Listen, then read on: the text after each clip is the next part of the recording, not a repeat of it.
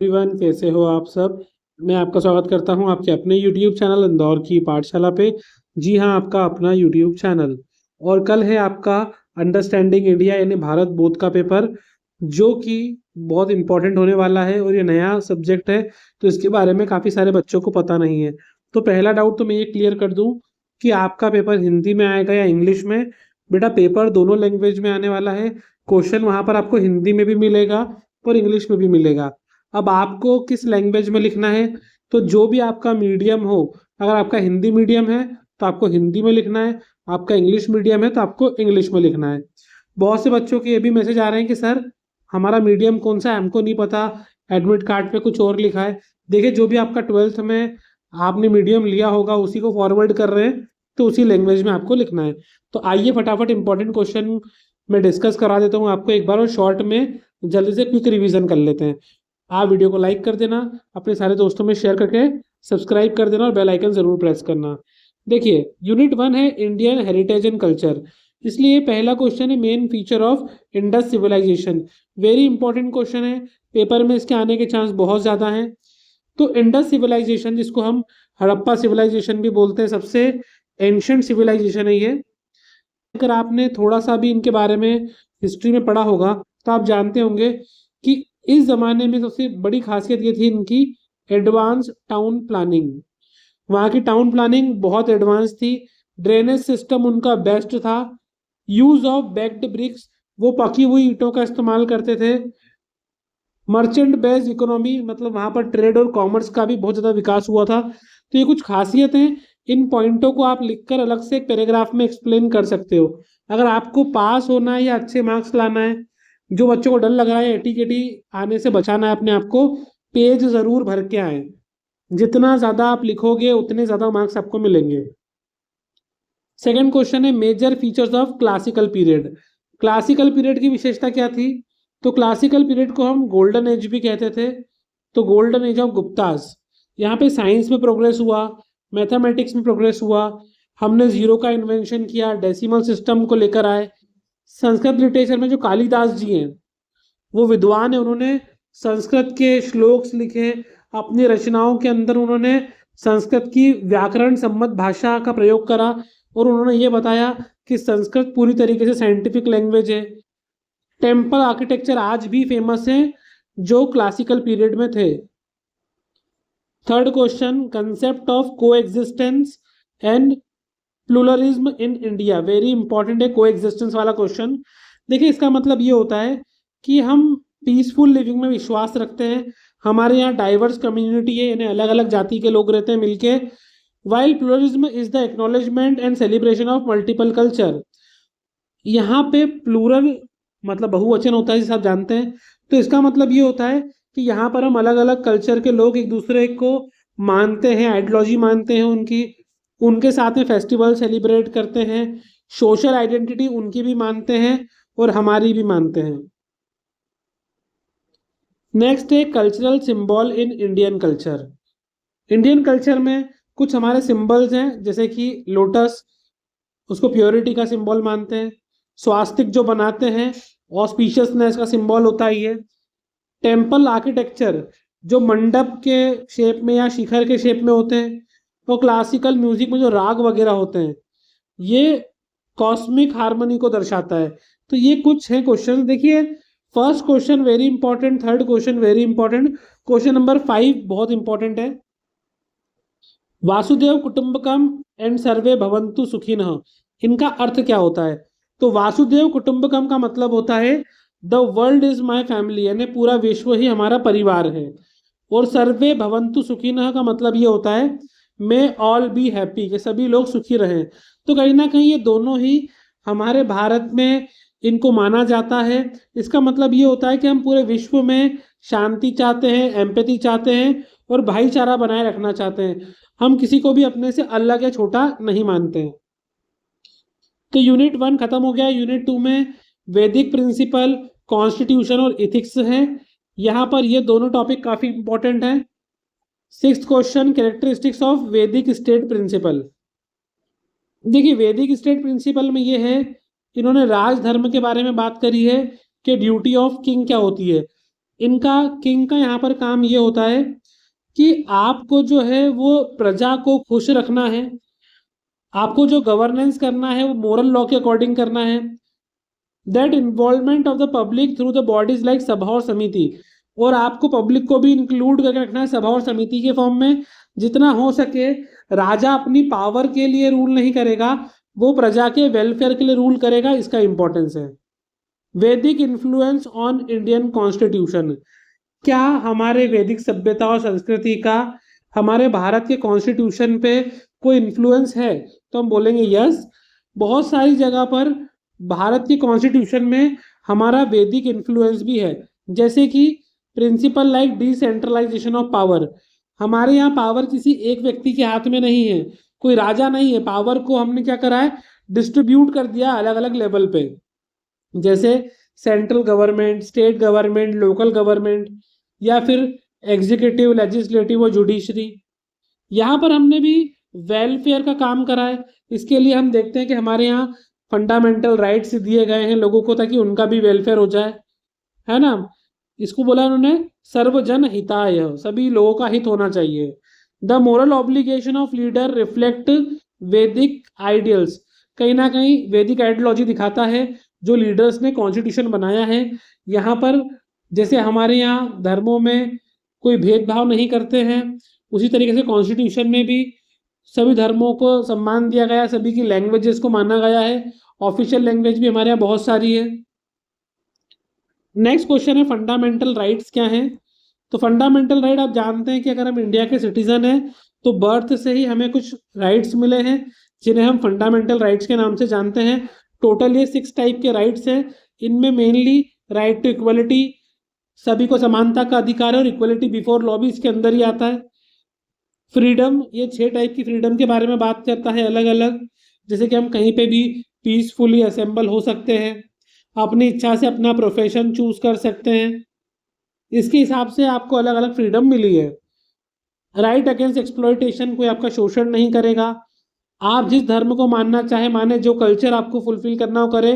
और constitutional remedy, अगर कोई आपको अपने अधिकार नहीं यूज करने देता या आपके अधिकार छीनता है तो आर्टिकल 32 के तहत आप रिट फाइल कर सकते हैं सीधे सुप्रीम कोर्ट के पास। तो ये भी कॉन्स्टिट्यूशन आपको गारंटी प्रोवाइड करता है। इसके अलावा question 9, importance of civic duty. देखिए, जिस तरीके से हमें फंडामेंटल राइट्स मिले हैं उस तरीके से हमारी फंडामेंटल ड्यूटीज भी हैं बहुत सारी, जैसे कि हमें अपने नेशनल फ्लैग का सम्मान करना चाहिए, नेशनल एंथम का सम्मान करना चाहिए, देश में यूनिटी बनाए रखना चाहिए, इन्वायरमेंट को प्रोटेक्ट करना चाहिए। तो इस तरीके से राइट्स और रिस्पॉन्सिबिलिटी के बीच में एक बैलेंस होना बहुत ज़रूरी है, जो हमें कॉन्स्टिट्यूशन बताता है। ठीक है, हमारी ड्यूटीज भी काफ़ी सारी हैं, हमें उनका भी ध्यान रखना चाहिए। नेक्स्ट क्वेश्चन है रिलीजन, ड्यूटी और एथिक्स। रिलीजन्स यानी धर्म is a path of righteousness, ये बताता है सत्य का रास्ता। ड्यूटी हमें अपने कर्तव्य के बारे में बताती है, जो ऑब्लिगेशन हमें परफॉर्म करना है। और एथिक्स ये नीति होती है जो सही और गलत बिहेवियर के बारे में समझाती है। Unit 3 Indian knowledge and education, question 11 very important, role of Vedas and Upanishad. देखिए, फंडामेंटल राइट्स, फंडामेंटल ड्यूटी से क्वेश्चन आना ही आना है। वैदिक का कॉन्स्टिट्यूशन पे क्या इम्पैक्ट है, वो भी क्वेश्चन बहुत इंपॉर्टेंट है, पेपर में आ सकता है। यहाँ पर रोल ऑफ वेदास है, तो Veda are primary source of knowledge. आप जानते हैं कि हमारे 4 वेदास हैं, ऋग्वेद, यजुर्वेद, अथर्ववेद और सामवेद। तो नॉर्मली ये नॉलेज के प्राइमरी सोर्स हैं, Shrutis, while Upanishad represent the philosophological essence in the quest for ultimate truth, Brahman और आत्मा।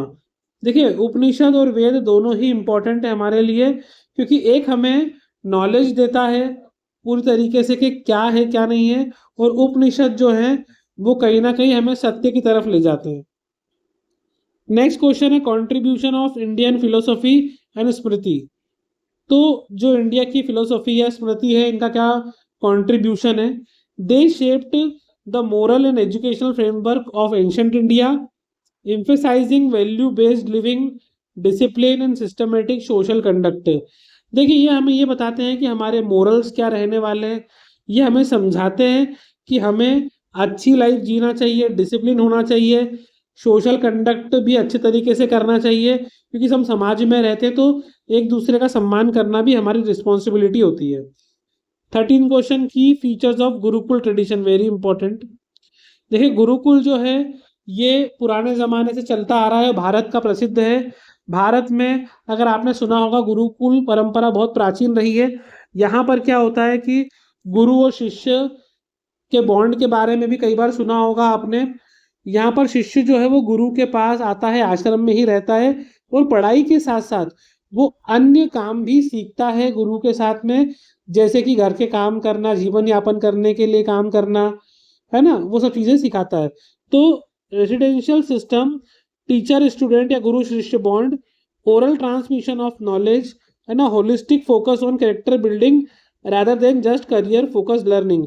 यहाँ पर चरित्र निर्माण का काम होता है, ना कि सिर्फ करियर बनाने का। नेक्स्ट क्वेश्चन है what is the student centred learning. ये भी आजकल बहुत चल रहा है ट्रेंड में। देखिए ऐसा माना जाता है कि स्टूडेंट सेंट्रल लर्निंग होना चाहिए। हर एक बच्चे का अपना प्लस पॉइंट होता है, तो जो बच्चा जिस चीज़ में अच्छा है उसको वही चीज़ पढ़ाई जाए, उसी चीज़ में आगे बढ़ाया जाए, ना कि पाठ्यक्रम के अनुसार। तो an approach focus on the learners need, interest and pace. In the Indian context it emphasise the self realisation and active participation. देखिए इनमें मेन फोकस यही होता है कि हर एक बच्चा अलग होता है, उनकी स्ट्रेंथ अलग होती है, उनका सीखने का तरीका अलग होता है, उनका याद करने का या बाकी बच्चों की तुलना में उनकी जो पेस है वो तेज या स्लो हो सकती है, तो आपको उनके अकॉर्डिंग रहकर लर्निंग करवाना है। तो यहाँ पर teachers role in character formation, ये क्वेश्चन है आपका। द टीचर या acharya is a moral compass, role model और guide shaping the students intellect, ethics and social responsibility. देखिए टीचर का बहुत इंपॉर्टेंट रोल होता है किसी भी बच्चे के चरित्र को बनाने में, कैरेक्टर को फॉर्म करने में, क्योंकि जो टीचर है या आचार्य होते हैं लोगों के लिए रोल मॉडल होते हैं, उनके गाइड होते हैं जो उन्हें सही गलत का ज्ञान देते हैं, उनके फ्यूचर को शेप करते हैं, उनका बौद्धिक विकास करते हैं, साथ ही में उनमें नैतिक मूल्य भरते हैं, समाज के प्रति उनकी क्या जिम्मेदारियां हैं वो सब समझाते हैं। तो टीचर का बहुत इंपॉर्टेंट रोल होता है एजुकेशन सिस्टम में। Unit 4 Indian life view and environment, पुरुषार्थ चतुष्टयः, इंपॉर्टेंट क्वेश्चन है ये भी। देखिए पुरुषार्थ का मतलब होता है कि जहां पर हमने इसको 4 कैटेगरी में डिवाइड करा है पुरुषार्थ को, मतलब the 4 goal of human life. पहला है धर्म, दूसरा है अर्थ, तीसरा है काम, चौथा है मोक्ष। धर्म का मतलब होता है कि क्या सही है, राइटियसनेस, वो आपको बताता है। अर्थ का मतलब होता है प्रॉस्पेरिटी, जो आप कमाते हो। काम मतलब होता है आपकी डिजायर या आपकी इच्छा, और मोक्ष का मतलब होता है मुक्ति, लिबरेशन। ये बहुत ज़रूरी होते हैं इंसान की लाइफ में चारों ही, और चारों का ही बैलेंस होना भी बहुत ज़रूरी होता है, तभी जाके सक्सेसफुल इंसान अपनी लाइफ जी सकता है। नेक्स्ट क्वेश्चन है आश्रम सिस्टम, आश्रम व्यवस्था क्या है। तो देखिए हमारे यहाँ आश्रम को भी हमने 4 पार्ट में डिवाइड करा है, ब्रह्मचर्य, गृहस्थ, वानप्रस्थ और सन्यास। देखिए ऐसा माना जाता था पुराने समय में कि एक मनुष्य का जो आयु है ना वो 100 वर्ष होने वाली है, तो पहले 0 से 25 साल जो होती थी उसकी एज ग्रुप, उसको उन्होंने ब्रह्मचर्य में नाम दिया है, यानी स्टूडेंट लाइफ। यहाँ पर वो अपना पढ़ाई करेगा, जीवन यापन करने का साधन सीखेगा, अपने आप का चरित्र बनाएगा, वो चीज़ें। गृहस्थ आश्रम में वो अपने घर की जिम्मेदारियां, हाउस होल्डर बनेगा, विवाह करेगा और अपने परिवार को आगे बढ़ाने का काम करेगा, जो नॉर्मली 25 से 50 ईयर की एज में होता है। वानप्रस्थ आश्रम में क्या होता है कि जहाँ पर वो जो जो उसने सीखा है वो अपना एक्सपीरियंस बाकी लोगों के साथ में शेयर करेगा, उनको बताएगा वो। और संन्यास आश्रम, यूनिकेशन, ये वो एज होती है जहाँ पर वो सब कुछ छोड़ के प्रभु में मिलने की तैयारी कर लेता है। तो ये बहुत ज़रूरी है एक सोशल कंट्रीब्यूशन को बैलेंस करने के लिए, ताकि सही एज में सही कार्य किया जा सके। नेक्स्ट क्वेश्चन है रोल ऑफ यज्ञ फॉर द एनवायरनमेंट। बेटा यज्ञ जो होते हैं उनका क्या रोल है एनवायरनमेंट। यज्ञ सर्व एंड रिचुअल, बेटा ये इसकी स्पेलिंग आपकी बुक में यज्ञ लिखी है, ये यज्ञ करके भी आ सकता है या यज्ञ करके भी आ सकता है, तो ध्यान रखिएगा इसका मतलब एक ही है। यज्ञ क्या होता है कि ritual to restore ecological balance, promoting purity of air, water and consciousness through the collective prayer and offerings. यज्ञ का हमारे इतिहास में बहुत महत्व है। आज भी किसी भी शुभ काम की शुरुआत के लिए हम यज्ञ करते हैं। यज्ञ क्या करते हैं? इकोलॉजिकल बैलेंस बनाते हैं, पर्यावरण का जो या हवा है इनको प्रदूषित होने से बचाते हैं, इनको प्योर करते हैं यज्ञ।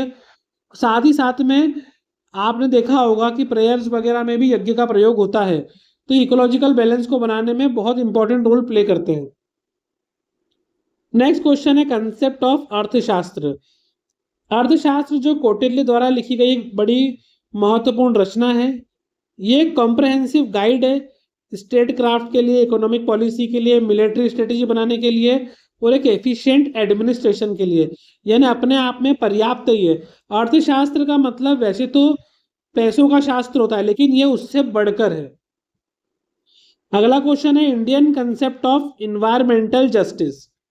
देखिए इसमें आपको पंच महाभूत के बारे में लिखना है, जो हमारे पंचभूत है जिनसे हमारा शरीर बना है उनके बारे में। तो based on the believe that human are the part of nature, ऐसा माना जाता है कि हम भी प्रकृति का ही हिस्सा हैं, नॉट इट्स मास्टर, हम इसके मास्टर नहीं हैं। हम यहाँ पर हमने इनका मतलब अब धरती पे रहते हैं, हम जो ऑक्सीजन लेते हैं प्राण वायु हमारी, जल की मदद से हम जीवित रहते हैं, तो हमें इनको बैलेंस बना के रखना चाहिए, इनका नुकसान नहीं करना चाहिए। हमें पंच महाभूतों को प्रोटेक्ट करना चाहिए, धरती अग्नि वायु इन सब का भी सम्मान करना चाहिए। हम इनके मास्टर नहीं, हमें इनको तबाह या बर्बाद करने का कोई अधिकार नहीं बनता है। Next unit 5 last, leadership innovation and global perspective. बाल गंगाधर तिलक जी और गणेश उत्सव या फिर शिवाजी उत्सव, इनके बारे में आपको बताना है। देखिए नॉर्मली मैं आपको बता दूं तो बाल गंगाधर तिलक जी वही व्यक्ति थे जिन्होंने रिलीजियस फेस्टिवल के थ्रू पब्लिक को स्वतंत्रता मूवमेंट में हिस्सा बनाने की कोशिश करी। उनको ये लगा कि अगर देश के व्यक्तियों को एक करना है तो गणेश उत्सव और शिवाजी उत्सव मनाना चाहिए, जिससे लोगों के अंदर देश प्रेम जागृत होगा। और ये वो मौका है जहाँ पर वो लोगों को मोटिवेट कर सकते हैं, उनको अवेयर करा सकते हैं, पॉलिटिकल अवेयरनेस। और फ्रीडम स्ट्रगल के लिए बहुत ज़रूरी कि सब लोग आके पार्टिसिपेट करें। 22 है role of cultural renaissance. Revived pride in the ancient Indian achievements, which countered colonial narratives and inspired by the mass to strive for independence। ये छोड़ सकते हैं, अब तक खास नहीं है। ये दो क्वेश्चन आपके लिए काफ़ी इंपॉर्टेंट है, वेरी इंपॉर्टेंट। देखिए कल ही पेपर है इसलिए मैं आपको सारे क्वेश्चन इतने ज़्यादा डिटेल में नहीं समझा रहा हूँ, आपको ज़रूरी बता देता हूँ। इसरो यानी इंडियन स्पेस रिसर्च ऑर्गेनाइजेशन, उनके अचीवमेंट्स बताना है डिटेल में आपको। तो हमारे इसरो की खासियत यह है कि हम कॉस्ट इफेक्टिव मिशन करते हैं। जहाँ पे बाकी देश हैं लाखों रुपए खर्चा कर रहे हैं, करोड़ों रुपए खर्चा कर रहे हैं, वहाँ हम उनसे बहुत ही कम कीमत में हमारे मिशंस पूरे कर लेते हैं। चंद्रयान हुआ, मंगलयान हुआ, बहुत सारी सैटेलाइट जो ऐसी भी है जो हम लॉन्च करते हैं। और इंडिया जो है एक स्पेस पावर बन चुका है और हम दूसरे देशों के लिए भी अब सैटेलाइट बना के दे रहे हैं। 24 integration of tradition and innovation in आत्मनिर्भर भारत। जो ये स्कीम निकाली है आत्मनिर्भर भारत, वो ट्रेडिशन और साथ में इनोवेशन का बहुत अच्छा संगम है। देखिए ट्रेडिशन भी हमारे लिए बहुत ज़रूरी है, जो हमारी जड़ें हैं हमको उनके साथ रहना ज़रूरी है, लेकिन अगर हम उन्हीं को पकड़ के रहेंगे तो हम आजकल का जो बदलाव वाला युग है इनके साथ मैच नहीं कर पाएंगे। तो ये बहुत ज़रूरत है कि इंडिया को सेल्फ रिलायंट बनाने के लिए मॉडर्न टेक्नोलॉजी के साथ साथ में जो इंडियन वैल्यूज़ है, हमारा ट्रेडिशन है, उनको साथ में लेकर चले। नेक्स्ट क्वेश्चन है India's role in multipolar world. India का क्या रोल है? तो India act as a bridge between global north and south. India एक सेतु या ब्रिज के रूप में काम करता है। इंडिया हमेशा शांति को फैलाता है। Dialogues and equitable development, asserting itself as a responsible विश्व गुरु। इंडिया सभी दूर के देशों को अपना बनाता है, एकजुट करने की कोशिश कर रहा है और इंडिया अपने आप को विश्व गुरु की बनाने की कगार पे भी आ चुका है। तो गाइज ये थे इंपॉर्टेंट क्वेश्चंस। 25 क्वेश्चंस है जो आपकी 5 यूनिट भी कवर करते हैं। इनके सारे क्वेश्चंस के डिटेल आंसर भी है मेरे पास। देखिए मैं आपको बता देता हूँ कि ये जो क्वेश्चन मैंने आपको एक्सप्लेन करे हैं उनके डिटेल आंसर्स भी हैं, और ये मैं एक लॉन्ग वीडियो में पहले से एक्सप्लेन कर चुका हूँ, जिसकी लिंक मैंने कल की वीडियो के डिस्क्रिप्शन बॉक्स में डाल दी थी। और इस वीडियो के डिस्क्रिप्शन बॉक्स में भी डाल दूंगा और कमेंट बॉक्स में भी डाल दूंगा। तो आप वहां से भी जाकर अगर आपको डिटेल में पढ़ना हो तो पढ़ सकते हैं।